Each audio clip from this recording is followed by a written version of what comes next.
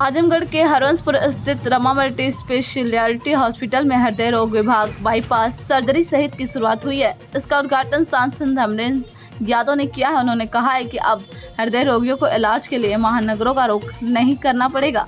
विधायक दुर्गा प्रसाद यादव व नसीब अहमद सहित गणमान्य व्यक्तियों ने इस पहल की सराहना की है। हॉस्पिटल निर्देशक डॉक्टर अमित सिंह ने बताया है कि आकस्मिक हृदय रोगियों को तत्काल इलाज उपलब्ध कराने के उद्देश्य से यह विभाग शुरू किया गया है। हॉस्पिटल के संरक्षक एंड शत्रुघ्न सिंह, प्रमोद सिंह, अमृत राविन, अविनाश सिंह, डॉक्टर विनेश कुमार और doctor Anup Singh Yadav, doctor Raja Ram Yadav, Tahir, doctor Farhan, Taufi, Pravesh Singh, खुशबू सिंह आदि मौजूद रहे।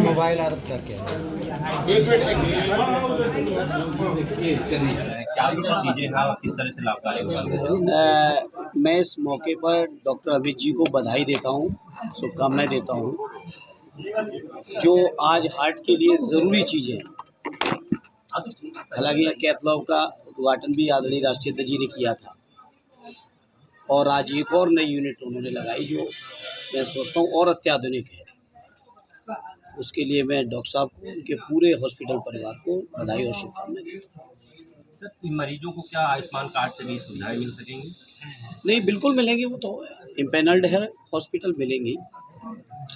सर, ऐसे में ये चीज़ें देखने में प्राइवेट हॉस्पिटलों में आयुष्मान की सारी व्यवस्थाएं होती हैं मगर मिल नहीं पाती हैं, मरीजों को समस्याओं का सामना करना। आयुष्मान कार्ड में क्या कमियां देखिए, इस बात को लेकर सदन में भी यह चर्चा हुई थी और इस मुद्दे को उठाया था और मैंने उस समय भी कहा था कि स्कीम ठीक है, लेकिन स्कीम को इम्प्लीमेंट करने की जो जगह है वो खुद में बीमार है। और मैंने आजमगढ़ के मेडिकल कॉलेज का भी जिक्र किया था। जो तमाम एम्प्लॉयज़ हैं, उन एम्प्लॉयज़ के सामने जो चुनौतियां हैं, परेशानियां हैं, उसकी भी चर्चा की थी।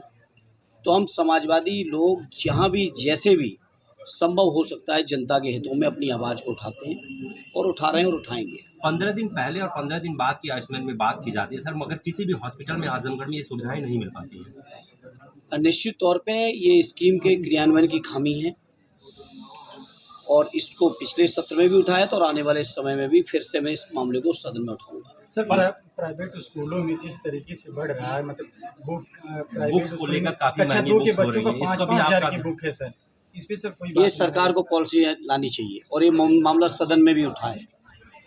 देखिए, गवर्नमेंट की लगातार विद्यालयों को कमज़ोर करती जा रही है सरकार, और सरकार नहीं चाहती है कि गरीब परिवारों के बच्चे पढ़ें, वो जागरूक हों, वो अपने पैरों पर खड़े हों। सरकार की लगातार मंशा रही है सरकारी मेडिकल कॉलेज हों, सरकारी यूनिवर्सिटीज़ हों, सरकारी स्कूल हों, कॉलेज हों, उनको कमज़ोर करती रही। मामूली बात नहीं, उत्तर प्रदेश में लाखों शिक्षकों के पद आज भी खाली हैं।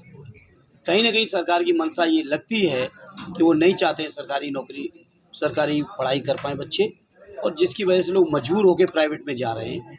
और प्राइवेट में जब जा रहे हैं तो उनसे मुंह मांगी फीस से लेके तमाम तरीके का जो शोषण हो सकता है वो हो रहा है। हैवी अमाउंट लिया जाता है प्राइवेट कॉन्वेंट स्कूलों में। बिल्कुल, क्या कर सकते हो, सरकार की मंशा ऐसी बनी हुई है। सर, लैंड जिहाद, फिर रोड जिहाद और फिर लव जिहाद के बाद में आया है शरबत जिहाद।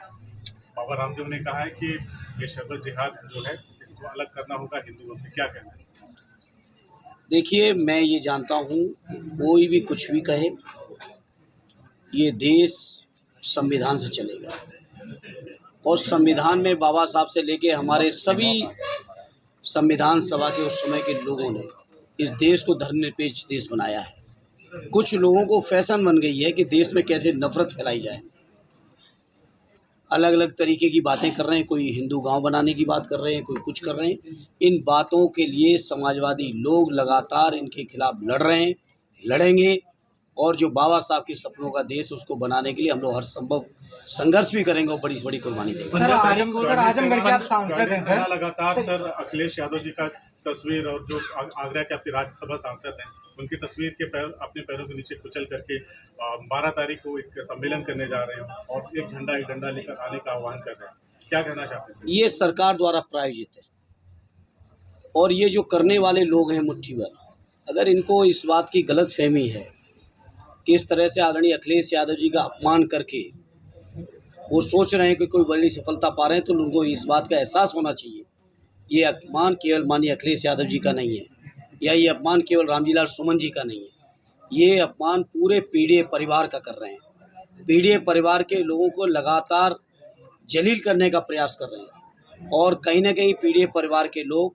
लोकतांत्रिक तरीके से, जो हमारे लोकतंत्र में मान्यता है, उन तरीके से, उस रास्ते से चलकर इन चीज़ों का हम लोग जवाब देंगे। तरवा में सर गए थे आप, क्या आज वहाँ का क्या अपडेट है? जी, तरवा में गया था मैं, उस चूँकि जब समय घटना के बाद लगातार सत्र था, आज मैं उस परिवार से, सनी के परिवार से जाके मिला, उनके पिता से मिला। उस समय जब मैं मिला था, मैं गया था मोर्चरी में, तो पिताजी उस समय मुंबई थे और उनकी साफ मान्यता ये है कि ये सुनियोजित हत्या है, ये सुसाइड नहीं हो सकती है। और जिस तरीके के सर्कमटेंसेस थे, तरवा थाने से मात्र 500 मीटर दूर पर तरवा हॉस्पिटल है, सामुदायिक स्वास्थ्य केंद्र, उसमें नहीं ले गए। आजमगढ़ और तरवा के बीच में इतना बड़ा मेडिकल कॉलेज है, उसमें नहीं ले गई पुलिस, और सीधे लाके डेड बॉडी को मोर्चरी पे, यहाँ पे लाके जिला अस्पताल और उसके बाद मोर्चरी पे लाके रख दिया। उनके परिवार का साफ मानना है कि सनी की हत्या की गई है, पुलिस द्वारा सुनियोजित हत्या है और आदरणीय राष्ट्रीय अध्यक्ष जी द्वारा सनी के पिता को हम समाजवादी पार्टी की ओर से माननीय राष्ट्रीय अध्यक्ष जी द्वारा भेजे हुए एक चेक जो 1 लाख रुपए का, उनको पार्टी की तरफ से आर्थिक सहयोग भी कर रहा है।